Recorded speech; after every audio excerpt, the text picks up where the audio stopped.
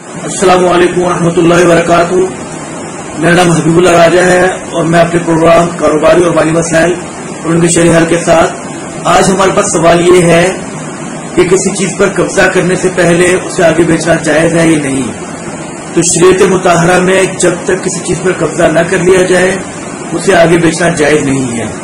اب مختلف اشیاء میں قبضہ کی مختلف صورتیں ہوتی ہیں. آج کے دن ہم پہلے بات کریں گے اس قبضے پہ جو منقولی اشیاء ہیں، یعنی جنہیں ایک جگہ سے دوسری جگہ ٹرانسفر کرنا ممکن ہو.